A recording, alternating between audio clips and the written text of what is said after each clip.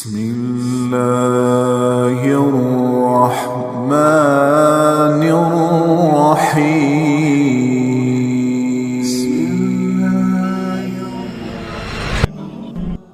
حضرت عمر ہمیشہ حضرت ابو بکر سے نہ کوشش کرتے تھے آگے نکل جاؤں آگے نکل جاؤں آگے نکل جاؤں، ساری زندگی موقع نہ بن سکا۔ تبوک کا موقع آیا تو اللہ کے نبی نے کہا مال خرچ کرو۔ عثمان رضی اللہ تعالیٰ عنہ 10,000 لشکر کا سارا سامان تیار کیا، ان کی سواریاں، ان کا راشن کے لیے تھیلوں کو بند کرنے کے لیے دھاگے تک اپنے گھر سے دیے، اور 300 دینار اوپر دیے۔ تو اللہ کے نبی کی جھولی میں وہ 300 دینار پڑے تھے یوں، اور آپ ان دیناروں کو اٹھا کے یوں فرما رہے تھے ما علی عثمان اللہ یعمل بعدا، عثمان آج کے بعد کچھ بھی نہ کرے تو جنت واجب ہوگی۔ تو عمر کہنے لگے آج میں ابو بکر کو کاٹ سکتا ہوں، آج میں اس سے آگے نکل سکتا ہوں کہ وہ آج کل غریب ہے، میں مالدار ہوں، تو وہ تھوڑا لائے گا میں زیادہ لاؤں گا تو میں بڑھ جاؤں گا۔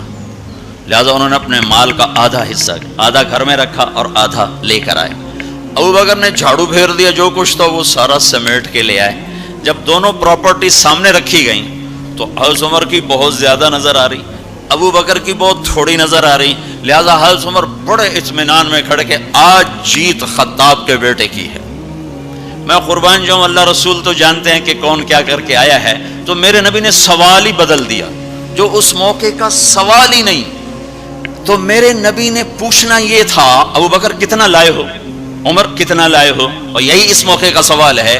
لیکن اللہ رسول جانتے ہیں کہ کس کے مال میں وزن زیادہ ہے، تو میرے نبی نے سوال بدل دیا، فرمایا عمر ما خلفت۔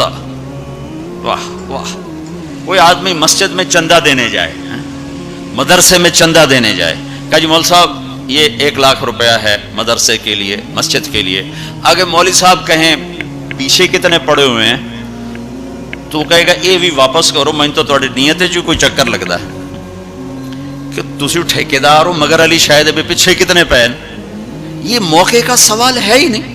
مولوی صاحب کو چاہیے جی جزاک اللہ، یہ لیجئے رسید، بسم اللہ، پھر بھی موقع آئے تو دیتے رہیں۔ عمر پیچھے کیا چھوڑ کے آئے ہو؟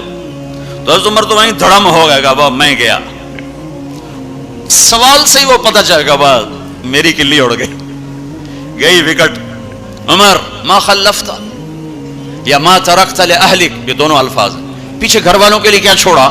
تو پہلے حضرت عمر بڑے جوش میں کھڑے تھے، پھر ایک دم ڈھیلے ہو گئے، کہنے با جی آدھا چھوڑا ہے آدھا لایا۔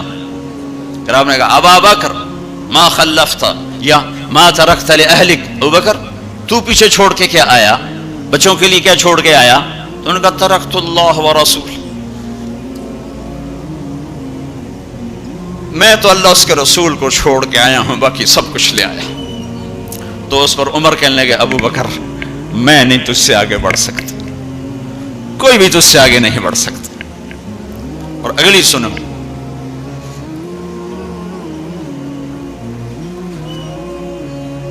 اپنے کپڑے بھی دے دیے اور ایک ٹاٹ تھا وہ پہن کر اس کو کانٹوں سے سی لیا۔ تو جبریل آئے، کہنے لگے یا رسول اللہ، اللہ تعالیٰ پوچھ رہے ہیں کہ ابو بکر نے یہ ٹاٹ کیوں پہنا ہوا ہے؟ تو آپ نے کہا کہ ابو بکر نے سارا کچھ اللہ اس کے رسول پہ لگا دیا ہے اس لیے یہ پہنا ہوا ہے۔ تو کہا یا رسول اللہ، اللہ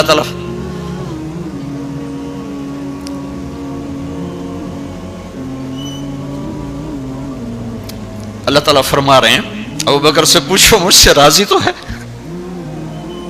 مجھ سے راضی تو ہے، اس فقر میں مجھ سے راضی ہے؟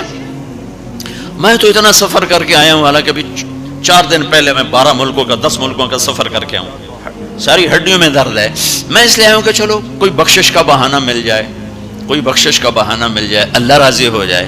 جو سارے جہان سے کہتا ہے مجھے راضی کر، وہ کہہ رہا ہے ابو بکر سے پوچھو مجھ سے راضی تو ہے؟ تو آپ نے کہا ابو بکر تیرا رب تجھے سلام بھی کہہ رہا ہے اور پوچھ رہا ہے کہ راضی ہو؟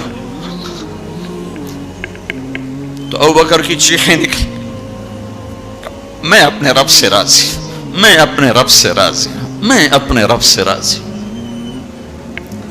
میرے بھائیو بہنوں، زندگی ایسے گزار کے مرو کہ اللہ کو ملو تو اللہ خوش ہو کے مل رہا، ایسے نہ مرو کہ اللہ کی بارگاہ میں پیش کیے جا رہے ہوں مجرم بن کر، قیدی بن کر۔ تو اللہ اس کے رسول نے مال لگانے پر زور دیا. اللہ چاہتا تو سب کو مال دے دیتا، کسی کو فقیر، کسی کو مالدار. مالدار کا شکر کا امتحان لیا، فقیر کے صبر کا امتحان لیا.